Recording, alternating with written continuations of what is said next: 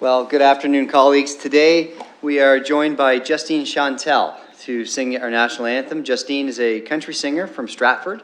She's also a registered nurse at London Health Science Centre. She found her love of music through participating in an open mic night at university. That's actually when I realized that I shouldn't be going into that line of work, and even sang to her graduating class pinning ceremony. She's recently released an extended play and performs at a variety of venues across London and the surrounding area. Justine will be performing 2 acoustic sets at the London Food and Wine Show at Western Fair at the Western Fair District this coming Saturday, both at 1 p.m. and 8 p.m. Justine, thank you so much for joining us. Colleagues, if we could please rise for the singing of the national anthem. Oh, Canada, our home and native land, true patriot love in all of us command. With glowing hearts we see thee rise, the true North, strong and free. From far and wide, O Canada, we stand on guard for thee. God keep our land glorious and free. Oh, Canada, we stand on guard for thee. Oh, Canada, we stand on guard for thee.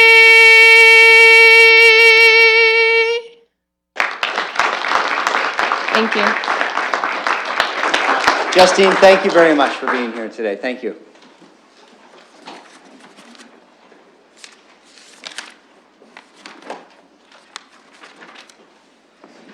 Okay, colleagues, I'll just remind you that we do have a recognition segment for our meeting, but it won't occur until 6:20. We'll be welcoming those members of our New Year's honor list and then sharing some dinner with them shortly after that. At this point, I'll look for any disclosures of pecuniary interest. I have Councillor Park.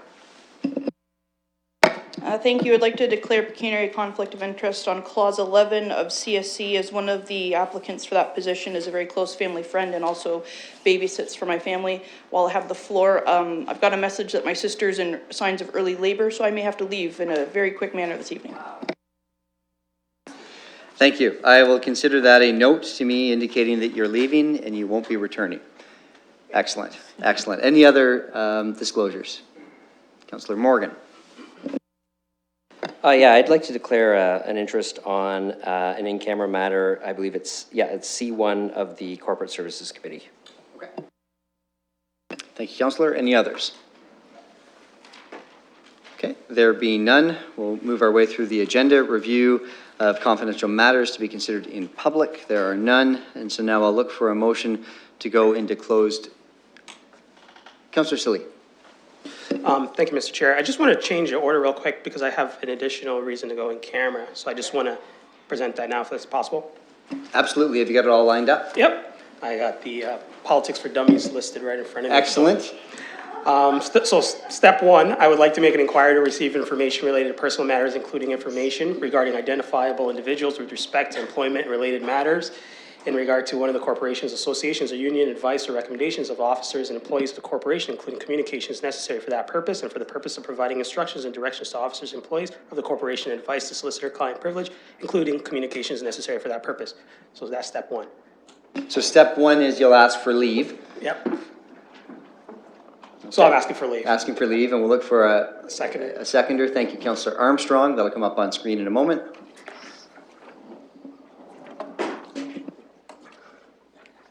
Thank you. That's seconded by Councillor Armstrong. Let's call the question. We're voting.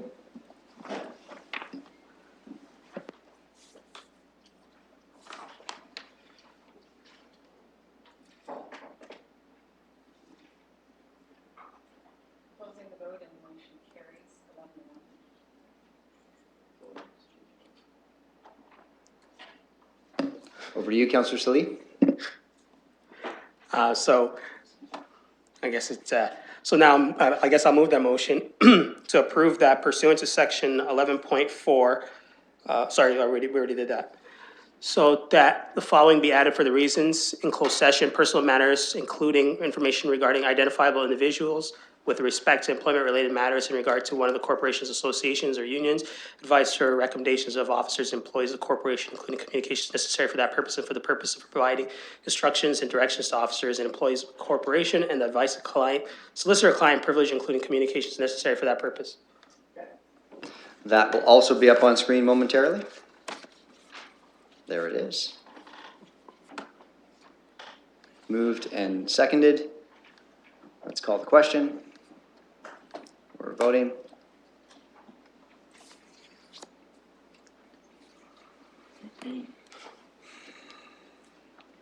Closing the vote, the motion carries 11 to 1. Okay, I'm good. Thank you're you. all set. So now we will look for a motion to go into closed session to deal with the items indicated on the public agenda, as well as that added item that Councillor Salee just brought forward. Motion will come up on screen in a moment, and Clerk Saunders is going to give a sense of what the reasons are on the public agenda. Through Mr. Mayor, yes, there are two items listed on the public agenda with respect to Corporate Services Committee. And we have one additional reason as a result of yesterday's Strategic Priorities and Policy Committee. And if I may, I'd read that out. Please.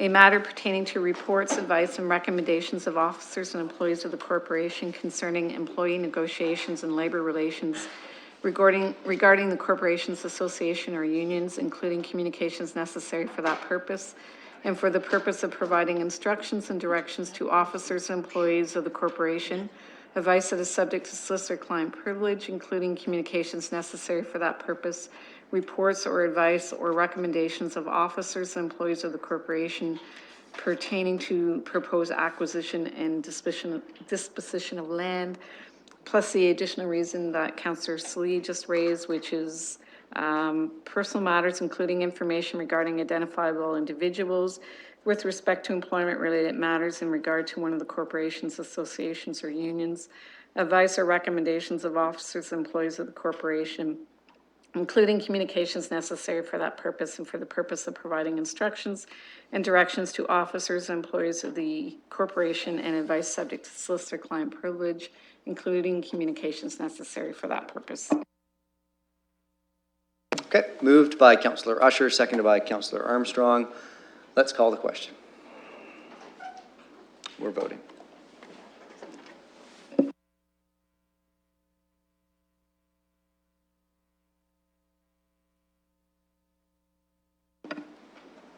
Closing the vote, and the motion carries 12 to 0.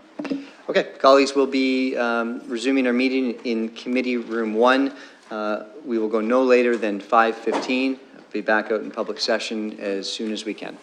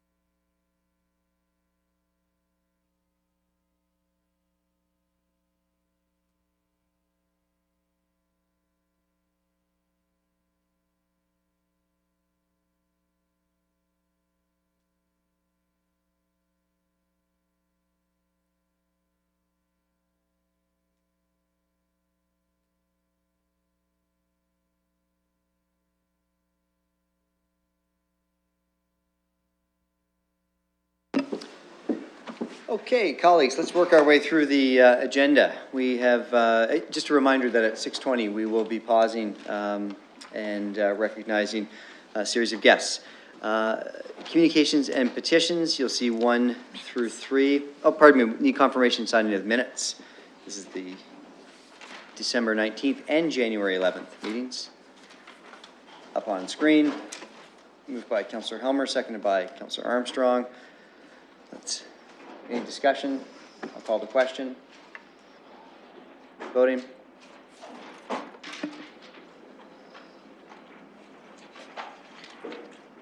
Closing the vote, and the motion carries 13-0. We have 3 communications, looking for a motion to refer them to the appropriate clauses.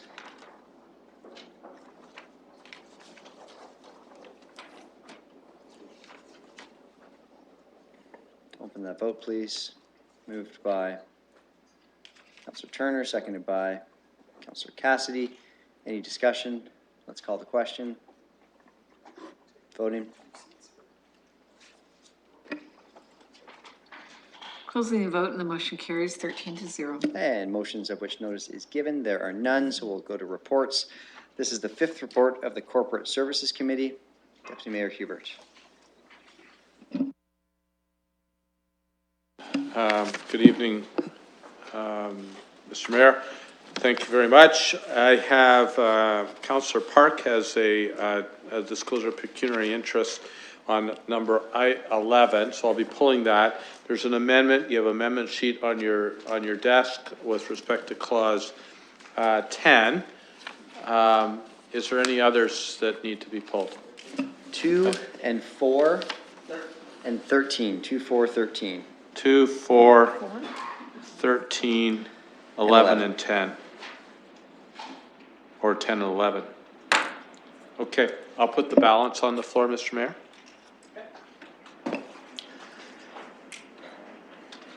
Clause 1, 3, 5 to 9, 12, and 14.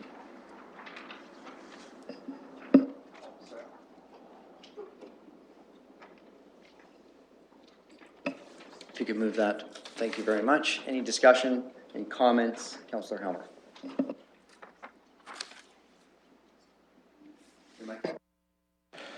Thank you very much. Colleagues, I just wanted to note for item number 7, the unprecedented switch in the 2 different classes of properties from multi-unit residential into the residential class, where you see 24% decrease in the weighted assessed value.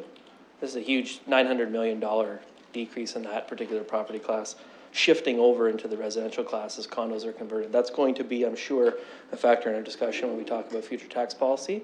And I wanted to note it. We had a longer discussion at committee, but at this point, I just want to note it for my colleagues.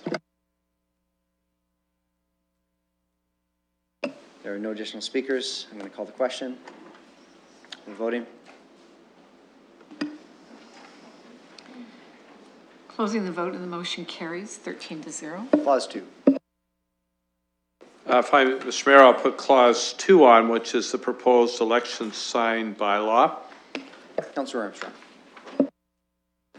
Thank you, Worship, and I understand, correct me if I'm wrong on any of this, you're going to be going out to a public participation meeting, and I think that's a good thing. We should go through this sort of thing every election, because, you know, obviously there's, from election to election, issues crop up, and we need to learn and make sure that elections are fair, democratic, and run smoothly. I guess the only reason why I'm speaking to this issue is, again, is the issue of allowing election signs on public property. And first of all, I want to ask through you, Your Worship, to the chair, was there a discussion about that? I was not able to be at the committee meeting. And can you give me sort of a flavor sense how the committee felt about that, though obviously it's going out to the public, and then I'll have a follow-up comment. Certainly, one of the topics, Councillor, at the meeting was getting clarity around what we mean by public property. And it certainly is one of the elements that will be coming forward in that public participation meeting. Thank you, Worship. My final comment, and I'll make it very brief. I feel it's important that the public, the candidates, be given the opportunity to have signage on public property, subject to rules and regulations, which we've had in place in the past. I hope we'll have those rules and regulations in the future. And I think it's important, especially for new candidates, to have an opportunity to have that kind of exposure, sort of even the playing field.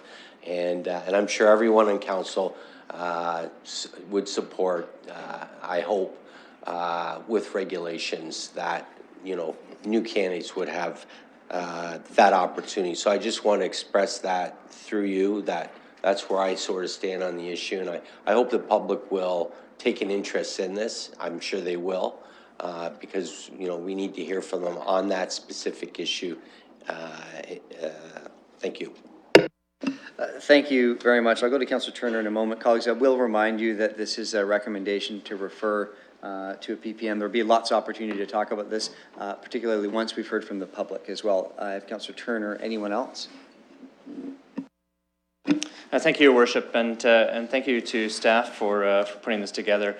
I know a couple terms ago a similar draft was brought forward and didn't move forward at that time. I think the councillors' points are well heeded.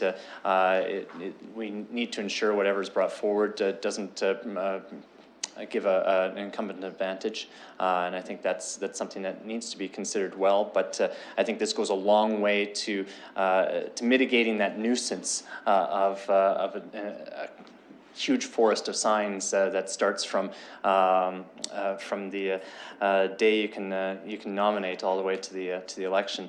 My question, though, through you, Your Worship, I guess to the clerk is, if I might, because I might not be able to get to the public participation meeting, the clause that allows the exemption for billboards to be erected prior to the nomination day, is there a rationale for that? Ms. Saunders. To you, Mr. Mayor, I believe it's because it's not related to public property and it allows the point to do that through a commercial contract, rather than the nuisance factor really deals with public and individual properties, and it's hard to explain, but the point of the review was really to deal with the nuisance factors on private property and on public boulevards. And the other point was to reduce the amount of time that there's signs, but a billboard sign or a campaign office, as soon as someone has submitted their nomination papers, we're suggesting that as soon as that happens, a commercial billboard or their campaign office signs could go up. However, the restriction on private property is to occur after nominations are closed. So as to give a balance, but also give some opportunity for candidates to get out as soon as they've submitted their nomination papers. Thank you, Madam Clerk. So that's helpful, and through you, Mr. Chair, Your Worship, I think this one is one that I think is really important. I hope is discussed at length, or at least in some detail at the meeting when it comes forward, because there becomes a financial advantage for those who might be able to mobilize large amounts of money. Billboards aren't cheap, and they are much different than lawn signs in terms of expenses. So if only those who can afford a billboard can erect some sort of large public notification that they're running, it gives that candidate an advantage over those who may not have the finances in the campaign to run that. So that's an important piece for me, and I would certainly oppose that when it comes forward back to council in the next round. Sure, if you want to sum up, then we'll call the question.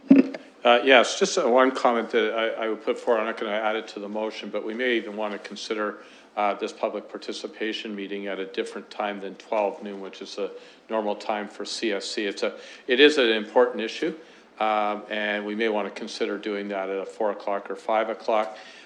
We may get a ton of potential candidates coming out to look and see in terms of what might be involved.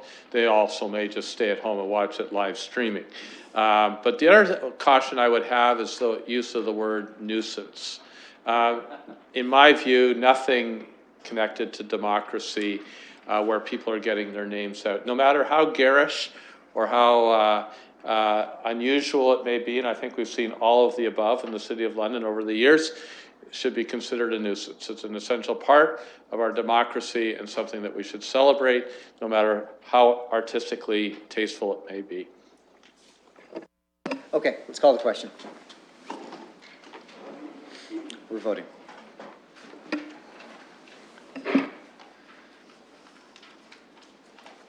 Closing the vote and the motion carries 13-0.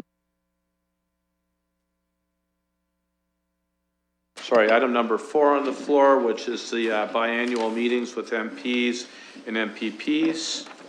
Councillor Armstrong. Thank you, Your Worship. Well, first of all, I want to thank staff for recognizing this issue. I did raise it on a number of occasions in the past, and staff looked into it and obviously responded with the report, and I appreciate that they did that.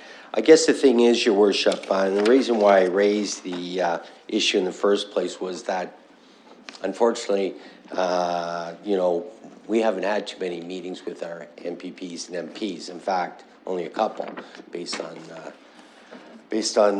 my information and memory. And I guess the thing is, I think it's important that that we have more meetings, at least a couple a year, if not more.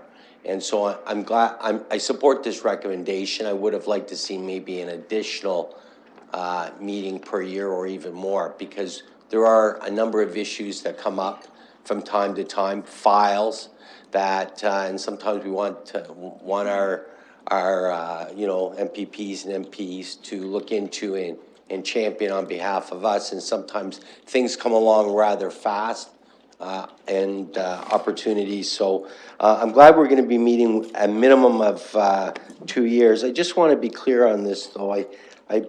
Be received. Can we be clear? I'm looking at the report be received. Is a recommendation, like, is there a recommendation that we meet twice a year? Is that very clear? Through you to the chair, I just want to be clear on that. My understanding is that we're striving for 2 meetings a year, and with both the MPPs and the MPs. Obviously, they have extremely busy schedules as well, and it's the coordination that's the greatest challenge, not the willingness. Well, I don't want to belabor the point, but I think minimum 2 or more, and I guess council can decide if there's some urgency to have more than 2, so I'm happy to support that. I want to recognize, of course, that other councils in recent memory had an average of 2 or more per year, and it was a regular thing, so we kind of dropped the ball a little bit on from my the first couple of years. So I'm glad that we're going to set this as a policy, as a priority for our council, and I think it can be productive. So thank you. Thank you, Councillor. Any other speakers? I have Councillor Squire.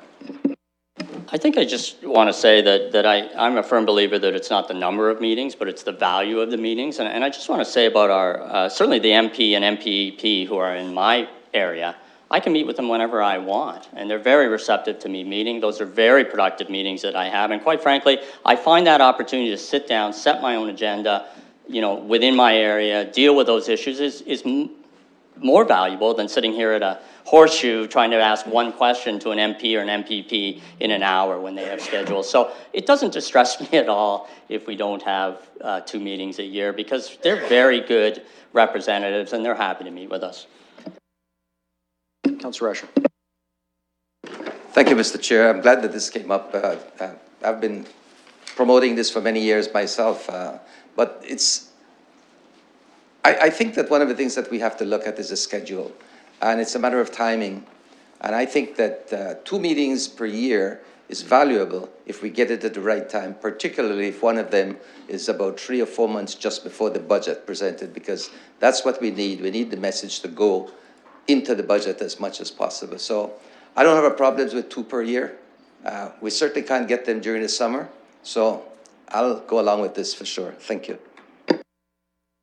Okay, I have no additional speakers, so I'm going to call the question. We're voting.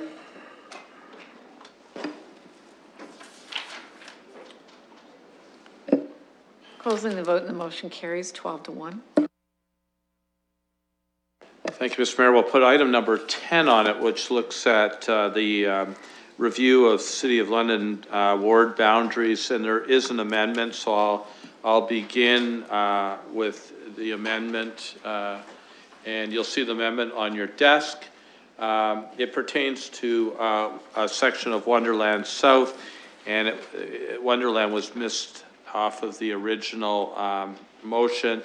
So it should read, the area bounded by White Oak Road, Exeter Road, Wonderland Road South, Southdale Road East, and Warncliffe Road. And this is a small triangle of land that should remain in Ward 9 in keeping with the infrastructure boundary created by Wonderland Road South. So I'll move the amendment and Okay. It's been moved and seconded. Any speakers? I'm going to call the question. Councillor Hopkins. Pardon me, one moment, Councillor Hopkins. Do you want just a moment? Okay.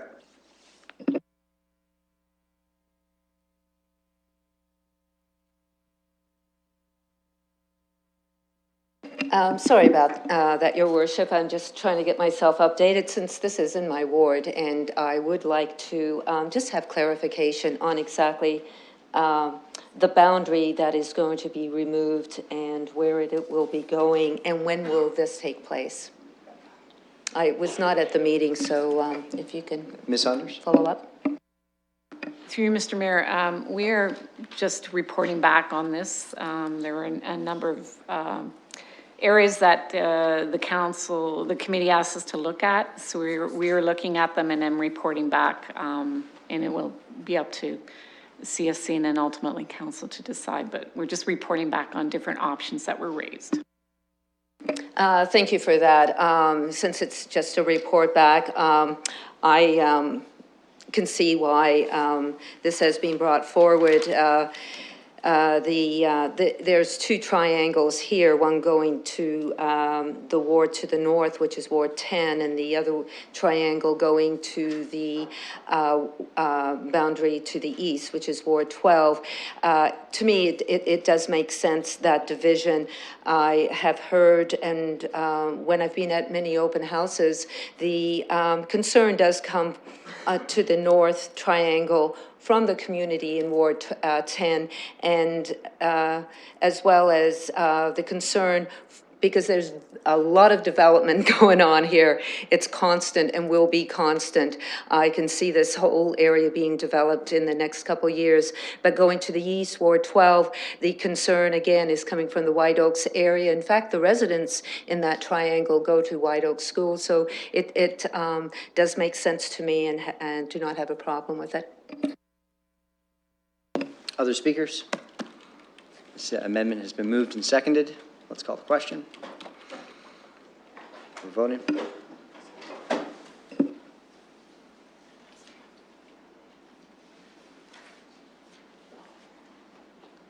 Closing the vote and the motion carries 13-0.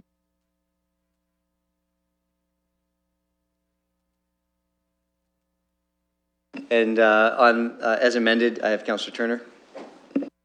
Thank you, Your Worship. So this, of course, is an area of great interest to me. I find really great the statement in the preamble that says the just few concerns have been raised by citizens in the community since changes were made to the ward boundaries in 2006.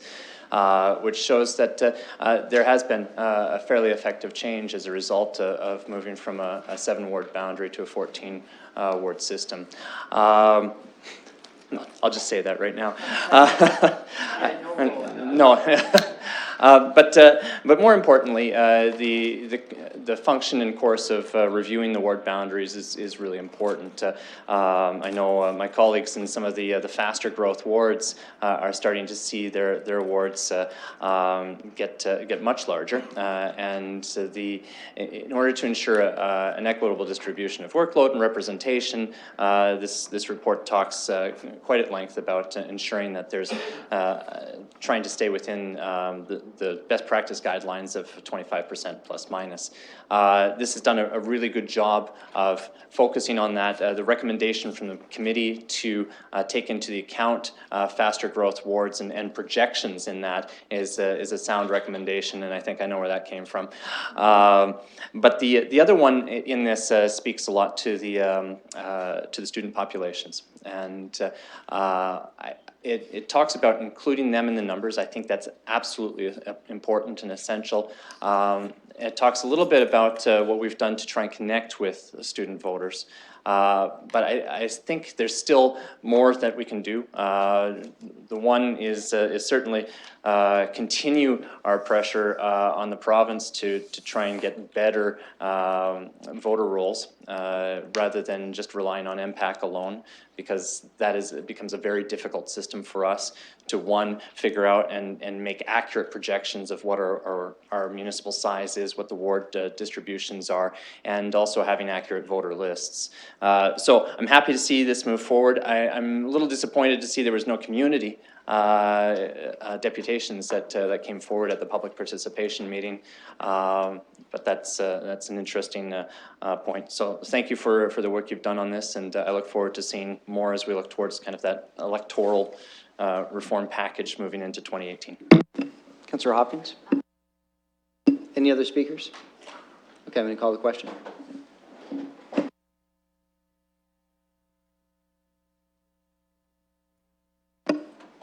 Voting.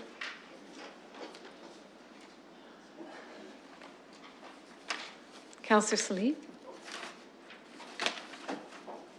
Closing the vote, and the motion carries 13-0. I'll put item number 11 on the floor, which is the Agricultural Advisory Committee appointment, noting that Councillor Park has a conflict on that. Any speakers? Okay, I'll call the question.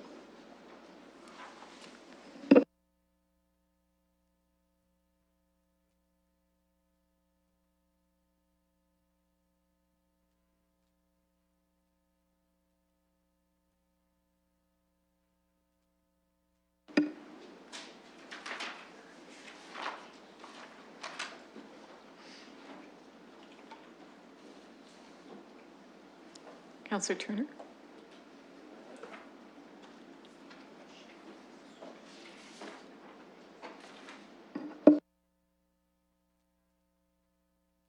Mr. Turner, is that a yay? I'll vote yay. Thank you. Closing the vote, and the motion carries 12 with 1 recuse. Finally, Mr. Mayor, I'll put item 13, leasehold improvements update, City Plaza, 355 Wellington Street, onto the floor. There's 3 parts to that. Councillor Squire.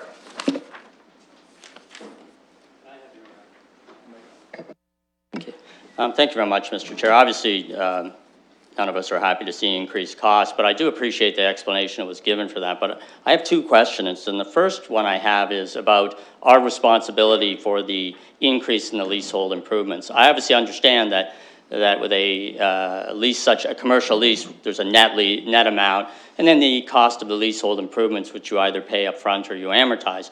I'm just not quite clear as to why, when we have very little, it seems, influence on the bids and who could do the work, why we ultimately end up responsible for that increase in costs. In other words, why the entire increase is ours to bear, rather than us being able to control that process ourselves and maybe keep the costs down. Maybe I could get some comment on that.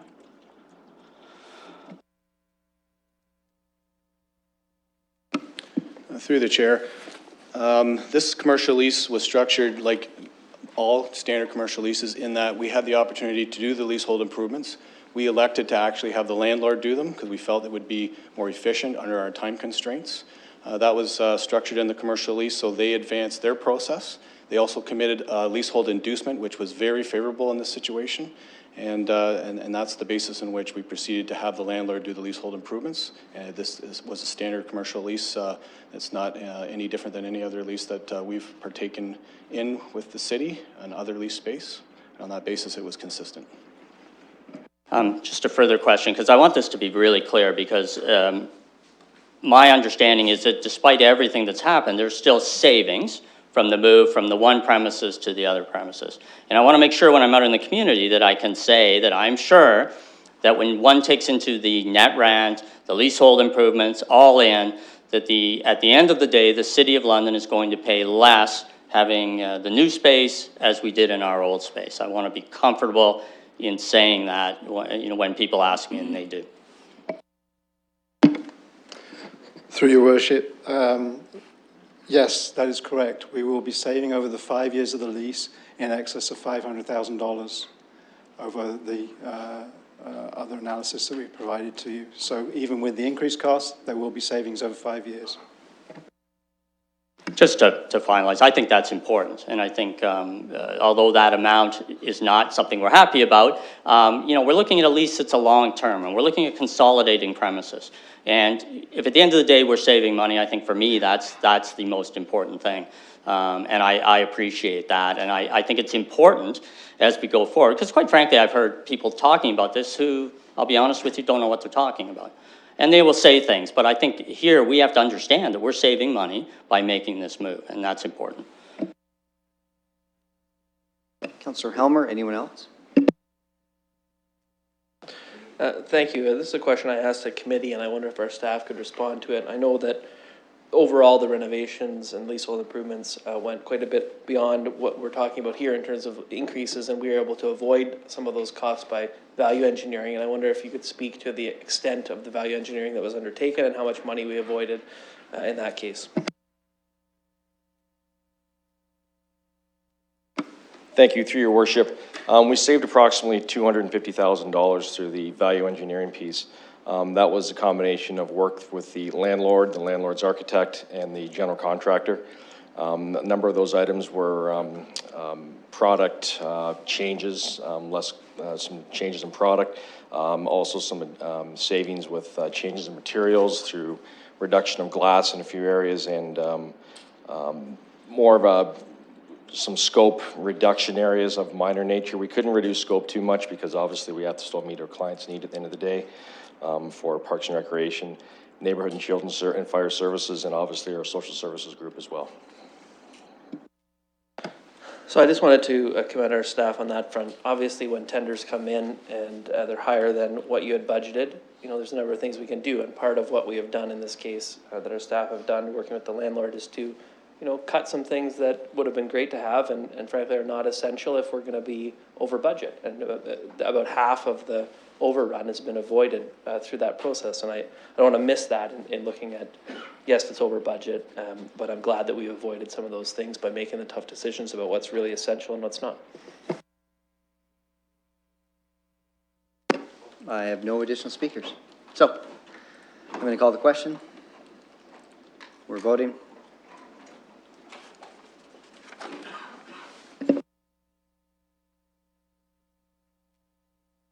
You're done.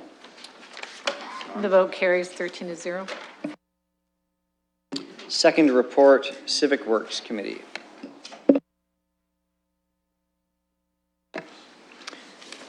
Thank you, and through your worship, I would put the entire report on the floor.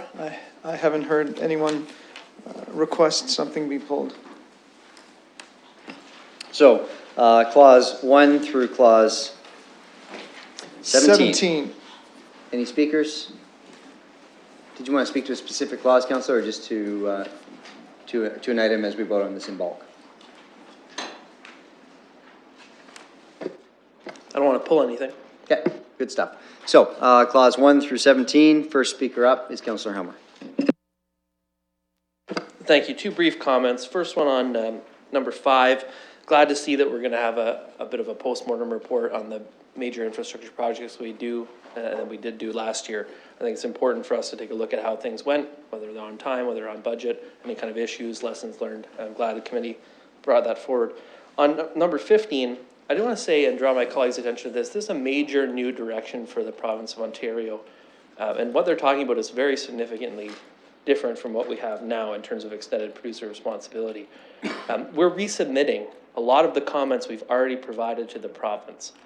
And there's a couple things I take away from that. One is they haven't incorporated some of the comments that we have already passed on to the province through previous rounds of the consultation.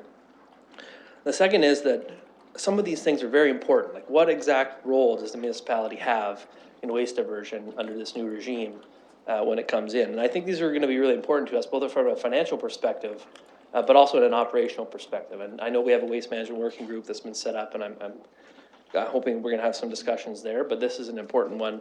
And I hope we don't have to resubmit the comments again in a future time. Other speakers? Mr. Turner. Thank you, Your Worship. Just quickly on 13, garbage and recycling. One of the items in there talks about automatic or semi-automatic loaders. I hope in that investigation, this draws a parallel to my previous industry, where we looked at automatic and automated stretchers for paramedics.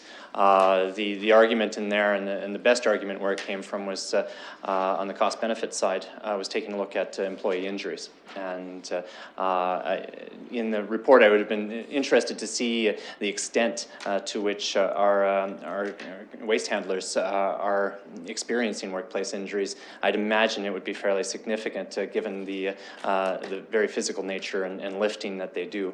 I hope that this is something that we pursue fairly vigorously, because I think the protection of our employees should be somewhat paramount. Other speakers? Mr. Armstrong. Just on 13, Your Worship, and again, I'm glad that we're finally taking that final step where we're now down to 3 bags, and I understand through different sources it's been well received, and you know, so I'm glad that we're finally there. We're at 3. So the only thing I wondered, Your Worship, there was a lag time between when council approved of us offering a free blue bin, and then we were supposed to implement the 3-bag limit. And that it took a long time for us to get to the 3-bag limit, to implement it. And I'm just wondering how many of those blue bins are still out there, what happened to them. I'm still seeing a lot of people with 1 bin, and I'm wondering through you, if it's possible that our staff could have a look at maybe not again a free blue bin for every home in the city, but rather if we could look at a bulk purchase and a discounted sale to sort of help those people who are with 1 bin get that 2nd bin, because it's been such a long time. And so, Your Worship, I'm wondering if our staff could undertake to look into whether or not we could do a quick program. And I'm sure we wouldn't you know, offer it at a discounted amount. So I'll leave that, if staff could comment on that. Okay, I'll look to Ms. Sherv for a comment quickly. If the councillor wants to raise this at committee moving forward to get a report, then that would be appropriate as well. If you want to make a quick comment, please. Thank you, through the chair. We actually do have a discounted program available for people to purchase bins from us, and we still provide 2 to all new households as well. So certainly we would encourage residents who are looking for a blue bin for their home to purchase one through us at a discounted rate. Councillor Morgan and Silly. I just want to stand up and just correct something that a colleague said through the chair. It's not 3 bags, it's 3 containers. You can fit lots of bags in the containers, and that's been a misconception out there for the public, that it's just 3 bags. There are parameters around the containers. There's a weight limit to them, but you know, you have those big gray or blue bins. Those are what we're talking about. We're talking about lifts and weight, not necessarily bags. And I'm glad that our chief engineer mentioned about the blue boxes. They're $6. You can get them at all the depots in City Hall. It's a great deal. You should get them. And depending on the size of the container, you can fit many containers instead of bag. It's really quite amazing. Councillor Salih. Thank you, Mr. Chair. I just wanted to say I heard from Mr. Stanford that Ward 3 or Zone D had a 98% compliance with this. So just shout out to Ward 3 for being on point and doing what you need to do. So that's how we roll in the 3. All right. There are no additional speakers, so I'm going to call it. Oh, we've got Councillor Van Holst. Make it good. Thank you. Just one final comment. The meeting was a big day for cyclists, so we're going to be putting out the design for the cycle tracks on Queens Avenue and Colborne Street. And of course, the money's coming in for the bridge across the railway tracks near Kiwanis Park. So another connection for the Thames Valley Parkway. So that's great. And of course, we've got a great tradition here of accepting transfer payments from the province. And I'm pleased that we're going to be doing that today. Any other speakers? Okay, let's call the question.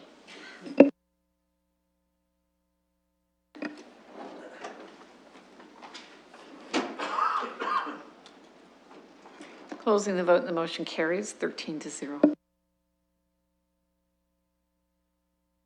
So that moves us then to the second report of the Planning and Environment Committee. Councillor Park. Thank you, Mr. Mayor. I'll put forward items number 1, 3, 4, 5, and 6, noting that on number 2, we've got an administrative amendment. Number 7, I believe Councillor Squire wanted to speak to it, and there's also an added item onto number 7 there. Okay, so 1, 3, 4, 5, and 6. I guess we can add 7. He just wants to speak to it now. And Councillor Squire.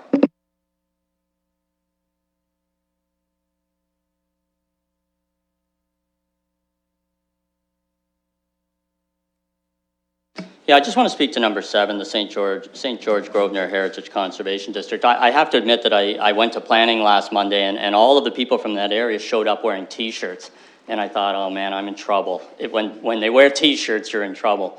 But the T-shirts were a positive thing, and really it indicated to me the amount of time this community has invested into this heritage study, and it really came from the community. The historical evidence that they obtained, their participation in the meetings was second to none, and it was a pleasure to go to every one of those meetings and learn a little bit about the history in my ward. And so I want to thank them for that, and I want to thank them for their contribution to this. And it really was a delight to work with them on this. The important question, Councillor, is did you get a T-shirt? I obtained a T-shirt and I paid for it out of my own private funds. Excellent, excellent. Thanks for that clarification. Any other speakers? Okay, let's call the question. Oh, yeah, you want to wrap up, and then we'll call the question. Thank you. On item number 7, I'd like to just point to my colleagues' attention that in the future time, we'll be reevaluating our heritage places and seeing what would be in the priority for future designation for heritage conservation districts. Okay, let's call the question.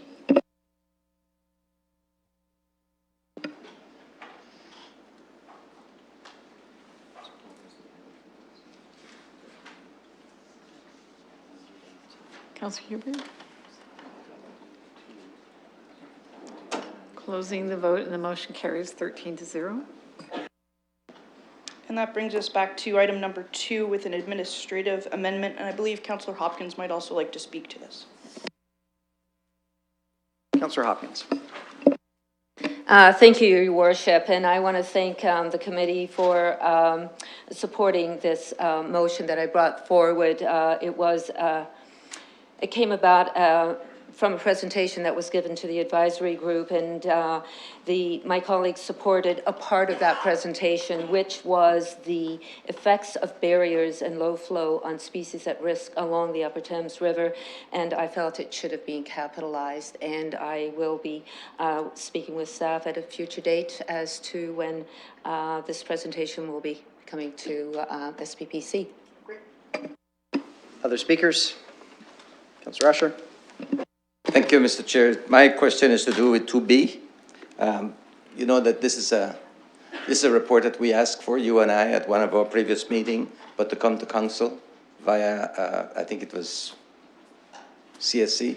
Anyway, I just wanted through you to staff when this report will be available and if it's going to the advisory committee before it comes to council. They don't have an answer now, we could find out later. You sure?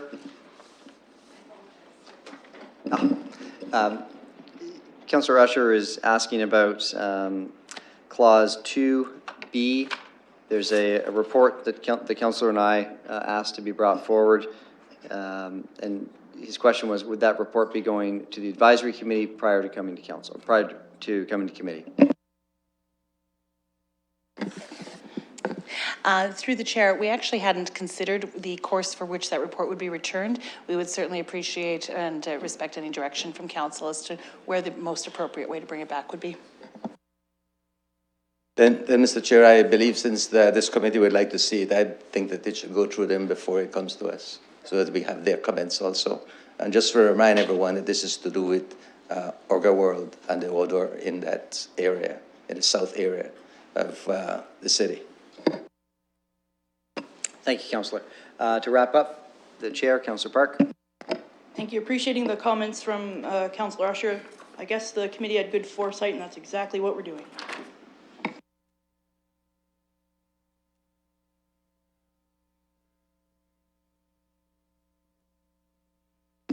Okay, let's call the question.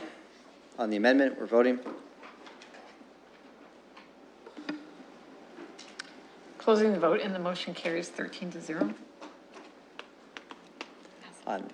On the main motion as amended.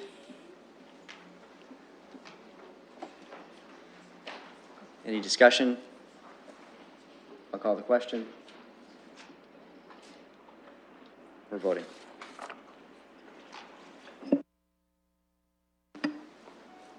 Closing the vote, and the motion carries 13-0. Okay, thank you very much. Let's do the an added report, third report, SPPC. This is the single clause from the public portion of the agenda. I'll Deputy put the Mayor third Hubert. report on the floor. All items. All item. All one.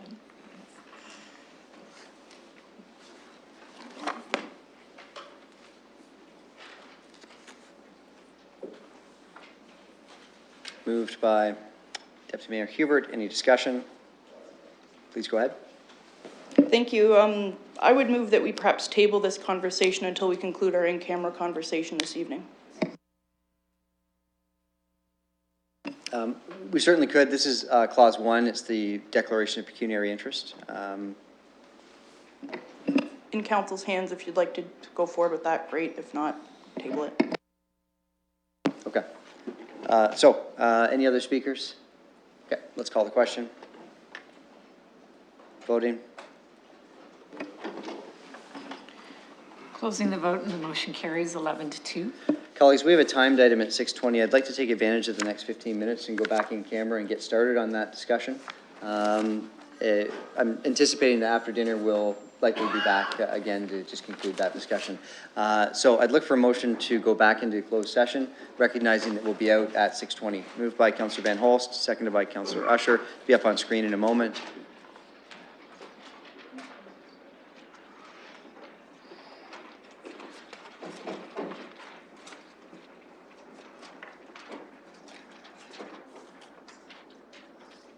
Okay, if you could please move and second that on screen. Okay, thank you. And any discussion? I'll call the question. We're voting. And for members of the public here in attendance, we have a timed item at 6:20. We'll be back out into public session for that very important recognition. Anyone watching from the live stream, just take a note that at 6:20 we'll resume this public session. We'll look to the clerk to report out on the vote. The motion carries 13-0. And colleagues, I'll see you in committee room 1.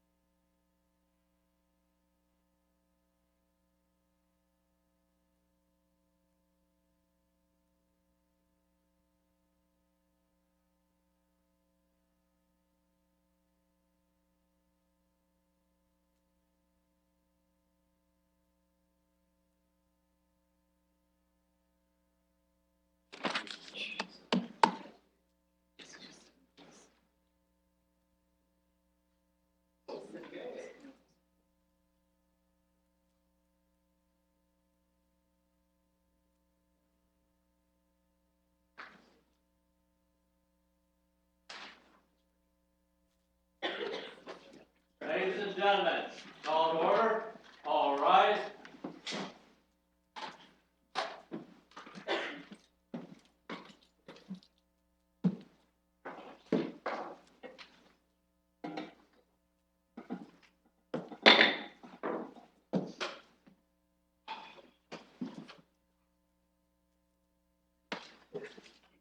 Well, colleagues, it is one of those favorite times of year.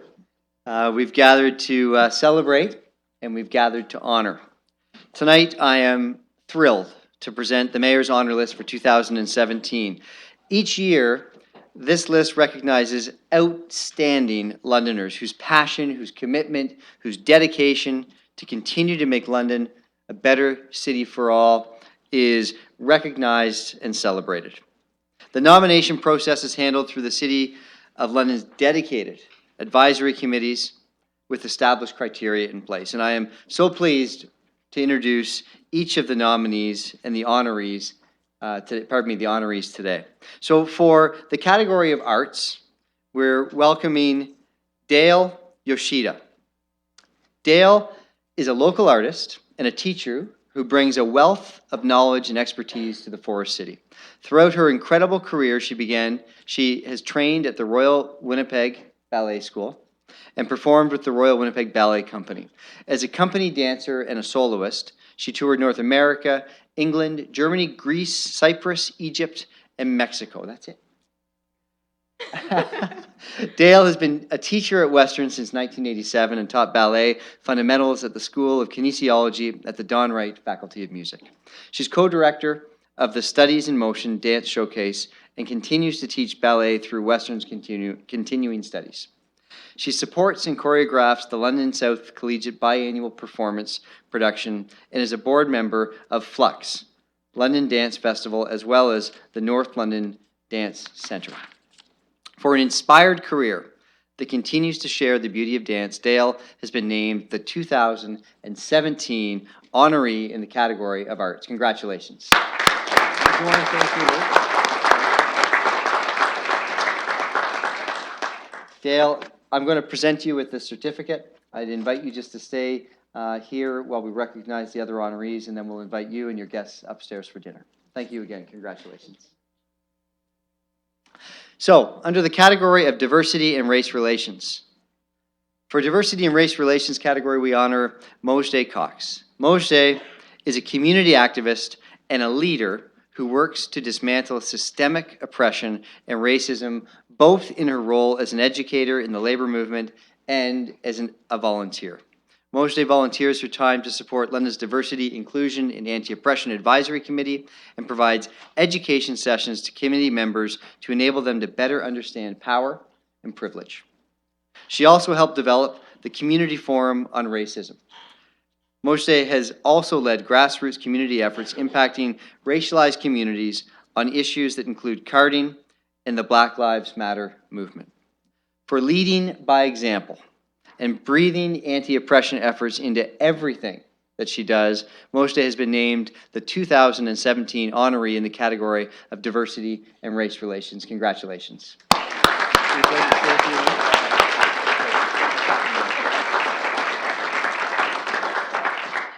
Thank you so much. It's certainly an honor to receive this award. Marginalized peoples take on activism, usually not to be in these sort of arenas, in these forums, receiving awards. It's called survival. So for being here, I'm humbled, I'm honored, it's unexpected, and I do appreciate the nomination by DIAC as well. I do want to say that no one person propels a community into action. So although I'm receiving this award, I do know that many people, counselors in this room, as well as individuals in the gallery, I'm looking at Susan and my spouse, who also do the work day in and day out. And so for that, let's have this as a reminder that the work must continue. Thank you. Great, thank you. Here's your. Thank you so much. Thank you.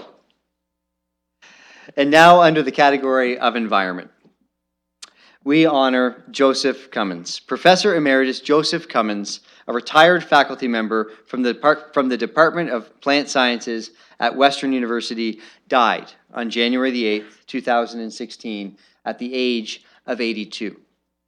Today, we welcome Pam Killeen to accept this award on his behalf. Prior to his retirement in 1996, Professor Cummins had 23 years of service at Western.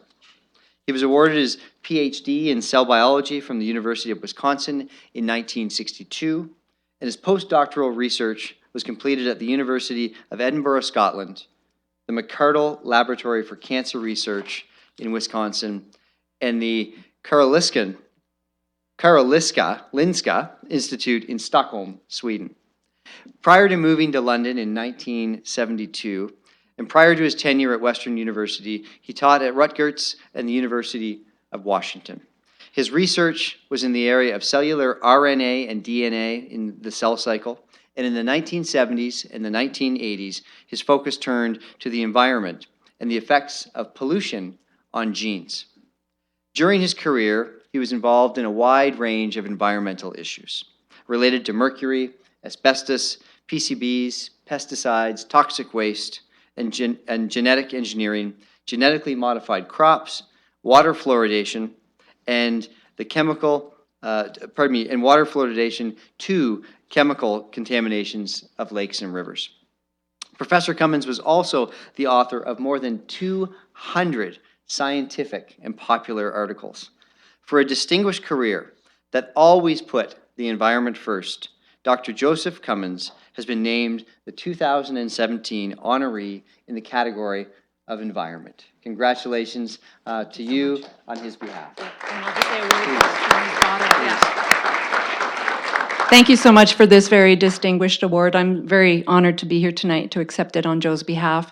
Unfortunately, his daughter, Lily, couldn't be here. She lives in San Francisco, so it was a little far for her to come, but I will be definitely handing it off to her. And we're all very saddened by the fact that he couldn't be here himself. So thank you so much. I know he would be very, very grateful. Take care. Yeah. Thanks for being here. Thank you. And for the category of heritage, we honor Sandra Miller. Sandra Miller has brought mid-century modern architecture to public attention in London, both to the London Advisory Committee on Heritage and to the broader public, most notably in regard to the Hill Street Hospital building. As a member of ACO London Region Branch, she has developed and maintained important social media efforts which have focused attention on architectural matters, including recent demolitions and important potential losses. Sandra is an organizer of a public documentary series at the London Public Library with respect to architectural history. Sandra has worked tirelessly to find and share resources about other municipalities. And for her efforts to preserve and to protect London's architectural history, Sandra has been named the 2017 honoree in the category of heritage. Please join me in a round of applause for all of these exceptional Londoners. Thank you to each and every one of you. The common thread among each of you is your volunteerism, your selfless volunteers yourselves, and your time to make London a better place for all. Congratulations. You want to say a few words? Thank you very much, Your Honor, and to the London Advisory Committee on Heritage, who submitted this shocking nomination for me. I was quite taken aback, and I'm certainly honored by the company that I find myself now in, including my partner, Mike Baker, who received the award back in 1994, I believe. I would like to dedicate this to Janet Hunton, the Grande Dame of Heritage in London, who inspired me many moons ago, and to Don Menard, who encouraged and supported my work and my what seemed like a crazy scheme to bring awareness about buildings like this, which originally inspired me about modernist heritage. Time marches on, folks, so don't forget. Thank you. Congratulations. Thank you. For the category of housing, we honor a person who is, of course, a very familiar face here at City Hall, Susan Grinrod. Susan retired this year after 34 years at Western University. Was that in a row? Remarkable. During her tenure as Associate Vice President of Housing, she initiated and managed construction of 7 new student residence buildings and 1 apartment building. This added an additional 3,300 spaces to Western's housing complement. Her passion doesn't stop at the university gates. She is also a dedicated volunteer for the Second Stage Project, which develops housing units for women and London families suffering domestic abuse, as well as assisting to settle immigrants from Central America. She's also helped develop the Salvation Army Center of Hope, using her unique expertise to design spaces in the center for youth and for families. She was also a member of the Student London Housing Advisory Committee and the Town and Gown Committee for 25 years. For her stellar career and for her commitment to our community, Susan has been named the 2017 Honoree in Housing. Congratulations, Susan.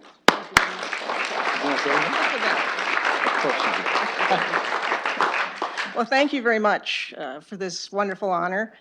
And I want to thank a lot of the housing colleagues in London and at the university, and particularly Glenn Matthews, who had made my work with the city a lot easier than it might have been had he not been out there doing his work. I believe, always have believed, that housing is critical to the success of people, whether it's a first-year student, an abused woman, someone coming to London from far away, or someone that's on the street and needs our help. It's a critical need. If we give people adequate, good quality housing, that's one thing they don't have to worry about, and it sets them up for success. And that's what I've always tried to do in my housing work. I've enjoyed my time working with the City of London. Our students are wonderful, and we'll remain having our constructive a dialogue about that, but I have been very pleased with working with the city. It's always been a great relationship, and I thank you very much for this wonderful honor.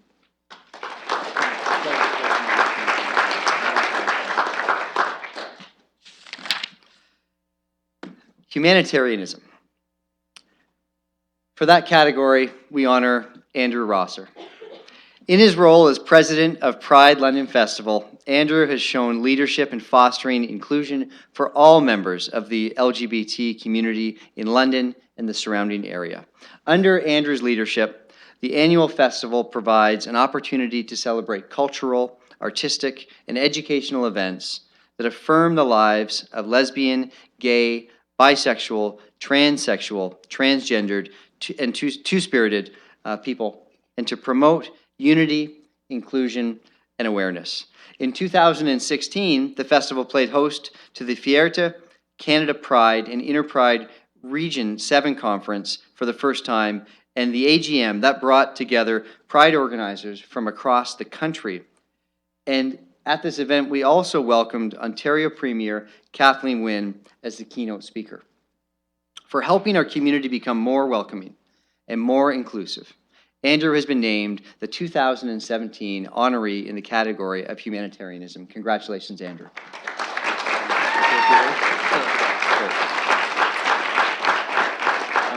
Thanks so much, Matt, and I really want to thank you. I'm very honored and humbled to receive this honor. It's leadership like you and so many other people around this council that have made inclusion and diversity such a priority for London, and so we couldn't have the success without the support of City Hall.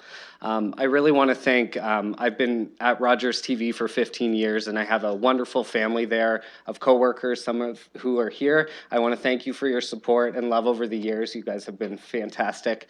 I want to thank my wonderful Pride Board and Pride community. We have such a wonderful LGBT community in London, and you can see it at Pride every year and at Winter Pride in a couple weeks as well. And lastly, I really want to thank my parents. You're everything to me, and thank you so much for all your love and support over the years. I've said this before, but I will never take for granted the privilege you've awarded me, and I wouldn't be standing here without both of you, so thank you very much. Thank you.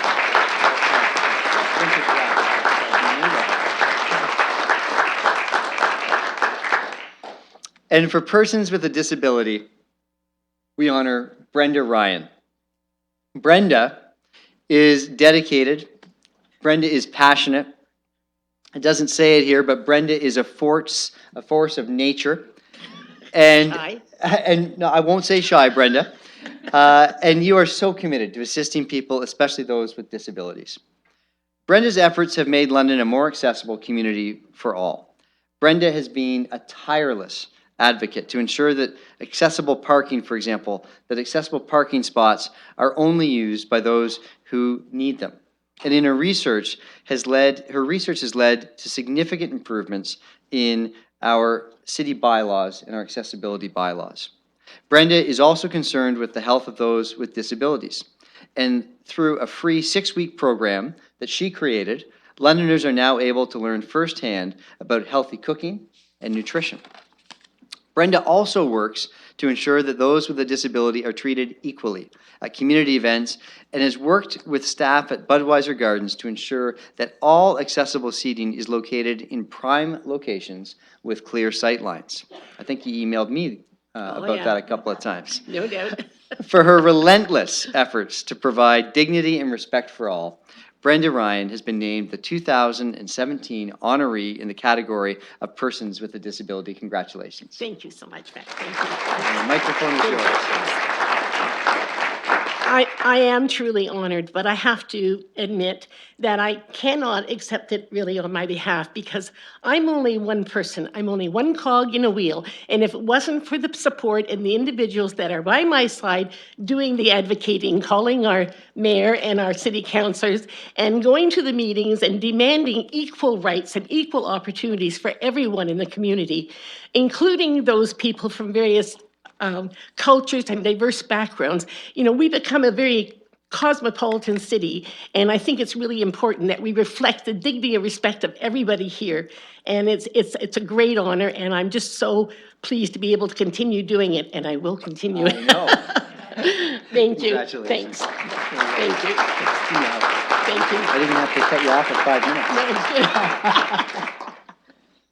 minutes. Now, for the category of safety and crime prevention, we honor Danielle Mutter. Danielle is described as a doer and plays an active role on many committees focused on safe travel and friendly, supportive communities. Her impact can be greatly felt at St. Sebastian Catholic School and in the Glencare neighborhood, as well as within our wider community. Danielle understands the importance of communities and the importance of supporting one another. She's been instrumental in the Safe Routes to School program, and she's also been the head of a nutrition and support program for area families in need. She's always there to lend a hand or help solve a problem. For her tireless efforts as a responsible citizen, Danielle has been named the 2017 honoree in the category of safety and crime prevention. Congratulations.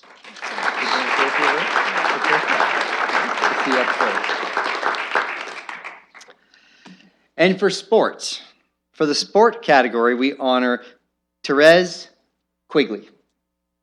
Did I get that right?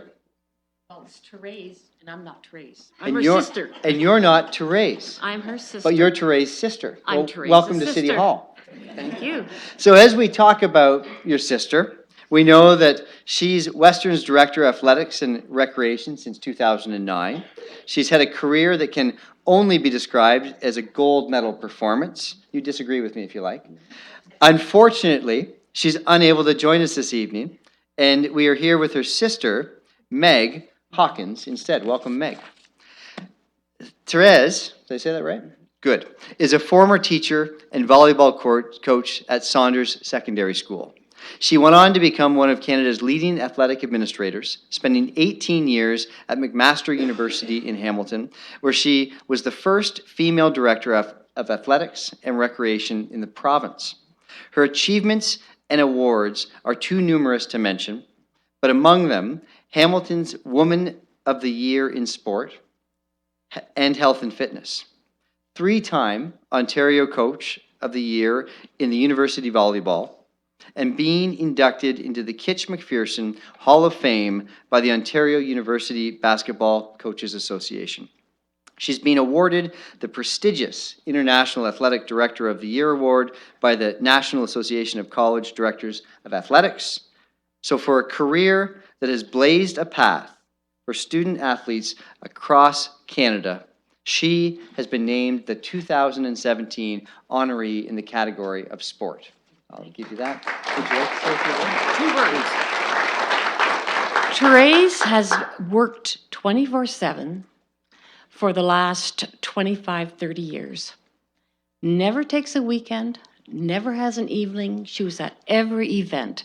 She is one of the most amazing people I have ever had the opportunity to know, let alone be her sister. But you know where it all started? The Parks and Recreation in London.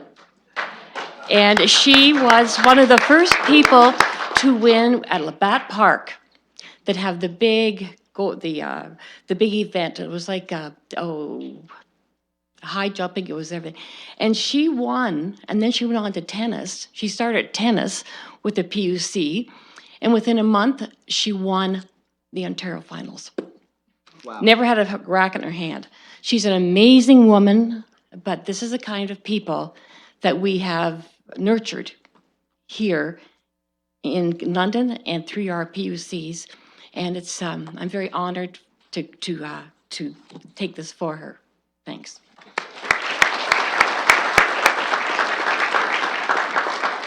Well, colleagues, tonight we are honoring some of London's finest.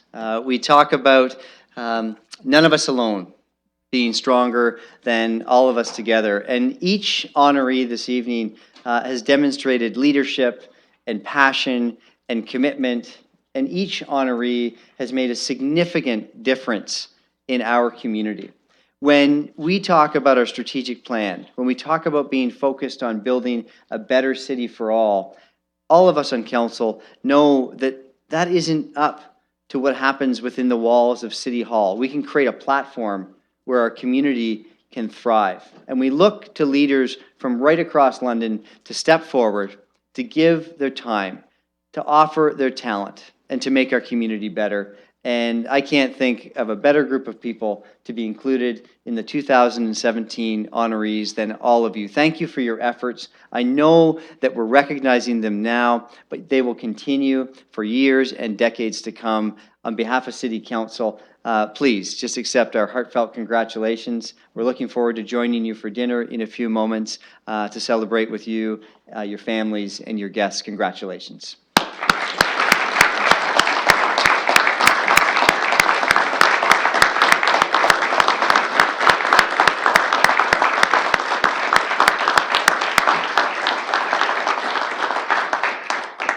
Now let's see if we can do it from here. I'm going to, in a moment, ask for a recess. We're going to break for dinner. The dinner will take a little bit longer because we'll have a seated dinner with all of our guests. So colleagues, I anticipate we'll be returning back to public session at between 7:45 and 8 o'clock. We'll see how the dinner goes. If I could look for a motion to recess. Councillor Turner, seconded by Councillor Van Holst. All those in favor? Opposed, if any? Great. So we'll join you and your families and your guests up on the 12th floor momentarily. Congratulations again.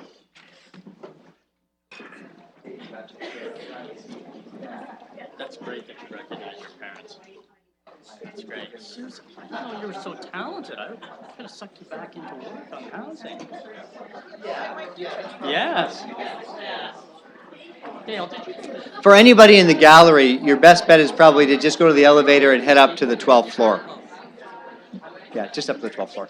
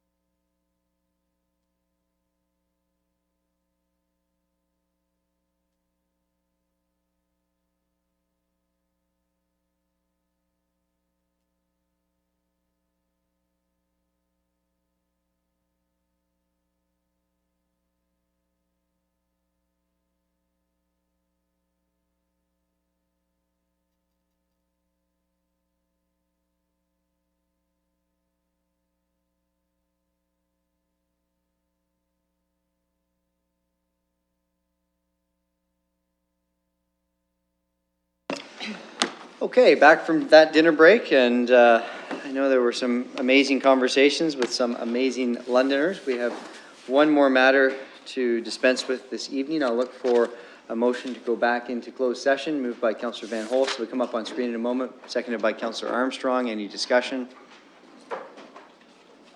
Wait till that comes up on screen, and I'll call the question. Okay, let's open that vote. We're voting.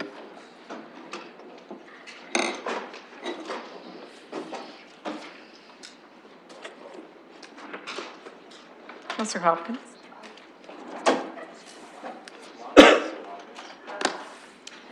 Closing the vote, and the motion carries 12-0. Colleagues, we're back in Committee Room 1.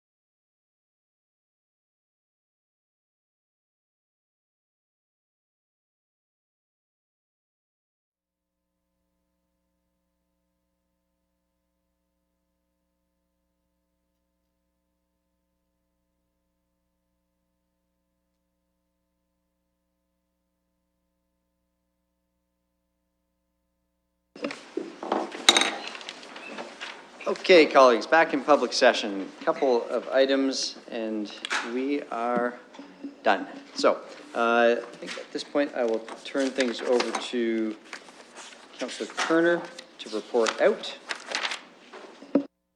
Thank you, Worship.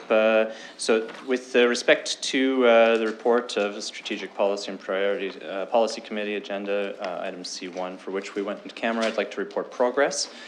With respect to the fifth report of Council in closed session, the Committee of the Whole reports. One, that as a procedural matter pursuant to Section 239(6) of the Municipal Act 2001, the following recommendation be forwarded to Council in closed session for the purpose of considering whether the recommendation should be forwarded to Council for deliberation and a vote in public session. That on the recommendation of the Managing Director, Corporate Services and City Treasurer, Chief Financial Officer, with the concurrence of the Managing Director, Environmental and Engineering Services, and City Engineer and the Director of Roads and Transportation, on the advice of the Manager of Realty Service, the following actions be taken with respect to a portion of property located at 995 Western Road, further described as Part 9, Plan 33R-19517. Part of PIN 08078-0019, being an irregular shaped parcel containing an area of approximately 0.1925 acres or 8,385.3 square feet as shown on the location maps. A, the offer submitted by the Board of Governors to the University of Western Ontario to sell a part of the subject property to the city for the sum of $134,200 be accepted, subject to the following condition. I, that the city agreeing to pay the vendor's reasonable legal costs, including fees, disbursements, and applicable taxes, to complete this transaction subject to assessment, and B, that the financing for this acquisition be approved as set out in the source of financing report, hereto as Appendix A.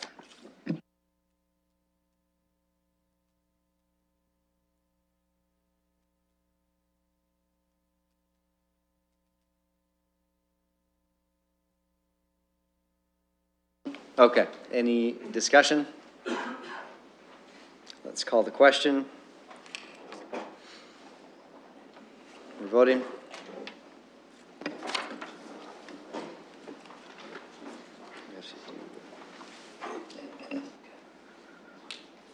Closing the vote, and the motion carries 11 with 1 recuse. Okay, colleagues, deferred matters. There are none. Inquiries. Oh, you did it. We actually covered that off just before the dinner break. Oh, I thought we did that, number one, we don't have to do the rest. We're all set. Yeah. Okay. Inquiries.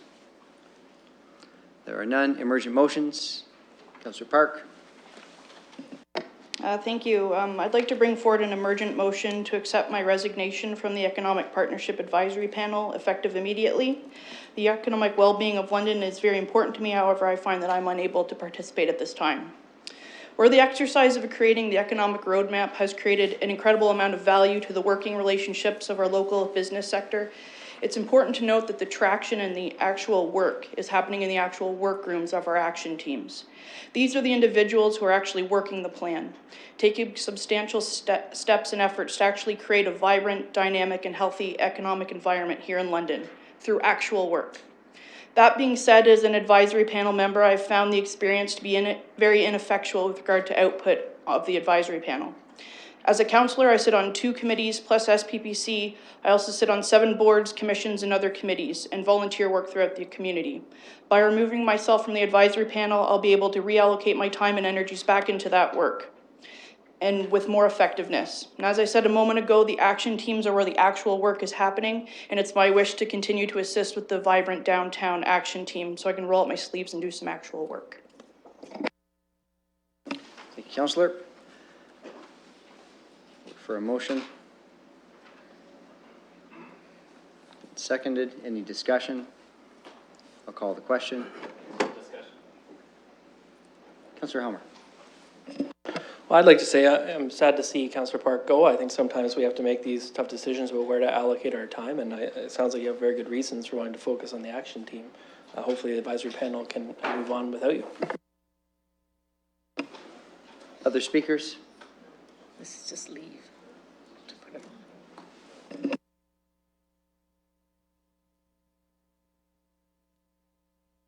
Okay, so, motion for leave has been moved and seconded. Let's call the question. Closing the vote and the motion carries 12-0. Councillor Park? Thank you. Putting the, pursuant to section 20 of the council, pardon me, read the wrong one. The substantive motion to the resignation of T. Park from the Economic Road Advisory Panel be accepted effective immediately. Great, thank you.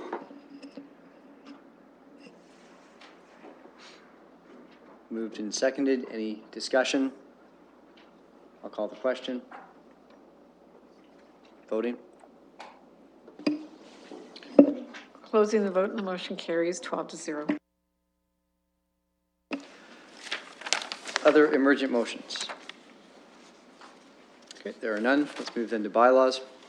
Colleagues, it's my intention to call all bylaws, Bill 53 through to 68, unless there are any conflicts. We've had a request from staff to pull Bill 69. I'm going to go to Mr. Fleming for an explanation on that at this time. Thank you, Your Worship. Council will recall that in August of 2016, the Council approved policies that relate to secondary dwelling units. Those policies were then forwarded on to the Ministry as part of the London Plan for their review and approval. At the same time, Council approved zoning to allow for secondary dwelling units that was consistent with those policies. And a third thing that Council did was they said, please staff hold off on the reading of the bylaw relating to that zoning until such time as the licensing, the residential licensing bylaw could be amended to address secondary dwelling units. Since that time, the amendment to the residential rental licensing bylaw, those amendments have taken place. In fact, they took place your last cycle of council. And with that happening, as a matter of course, the bylaw that relates to secondary dwelling units, so this is relating to the zoning for secondary dwelling units, is on your list of bylaws to read today, just as a matter of course, because you've now dealt with the licensing bylaw. However, things have changed on the policy side in the meantime. So those policies that you approved and sent on to the minister, in fact, were approved with modifications. And so I will be bringing forward a report relating to the London Plan's approval, with modifications by the ministry that will come to the next meeting of Planning Committee. And what I am asking you to do, because now those changes, those modifications made by the province render the policy inconsistent with the zoning bylaw and the bylaw that you have before you today, my advice to you today is, and I think I have the concurrence of our legal office, my advice to you today would be to pull that. We'll bring forward a report, as I said, on the London Plan, the policies that were approved in the London Plan with modifications, and we'll have the opportunity to talk about this very item and the direction that council would like to go. Questions? Comments? Councillor Usher? So I think that what I heard, I fully agree with. Just one little thing I'd like to, we passed 2 readings of this before, didn't we? No readings? Okay, so that's clear. Thank you. Other questions, comments? Councillor Helmer? Well, as much as I hate to delay actually rolling out the zoning for this again, it seems like the only thing to do. We have a 20-day appeal period on the London Plan, which I think expires in a few days. And so it seems reasonable to wait and see what is happening on that front and get the report from Mr. Fleming before we proceed. I'm glad that it's the very next meeting of planning that we're going to be talking about this. I have no additional speakers, so I'll call the question. Oh, and colleagues, this is on Bill 53 to 68, plus the added Bill 70. Conflict on 70, great, we'll leave it out. If we can just.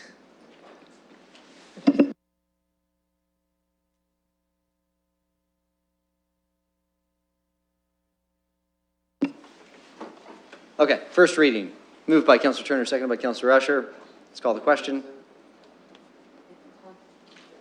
We're voting.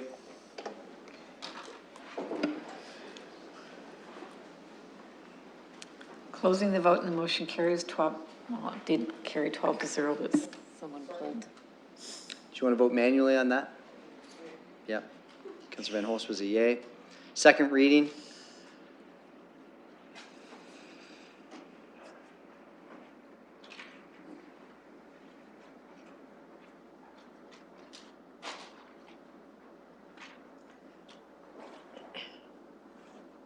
Moved by Councillor Van Holst, seconded by Deputy Mayor Hubert. Any discussion?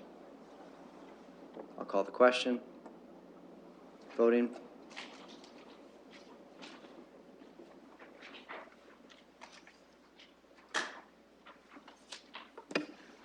Closing the vote and the motion carries 12 to 0.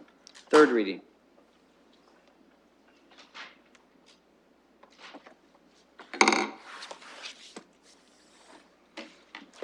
Moved by Councillor Van Holst, seconded by Councillor Park.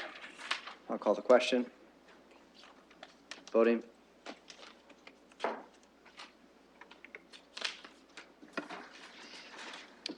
Closing the vote and the motion carries 12 to 0. Okay, Bill 70, first reading.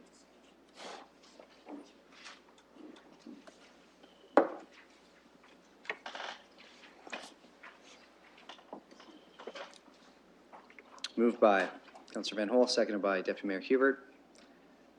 Call the question. Voting.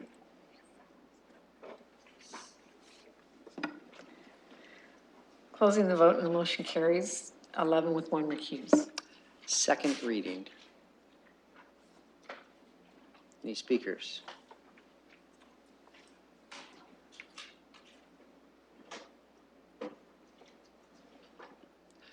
Moved by Councillor Van Holst, seconded by Deputy Mayor Hubert. There are no speakers, so I will call the question. Voting.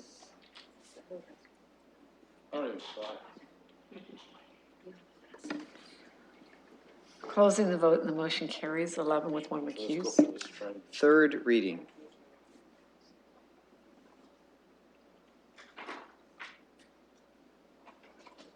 Moved by Councillor Turner, seconded by Councillor Armstrong. Let's call the question.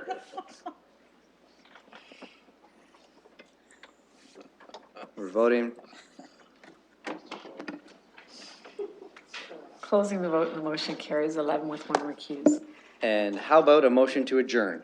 Councillor, thank you, Armstrong, seconded by Councillor Van Holst. Any discussion? All those in favor? We're adjourned. Thanks, everybody.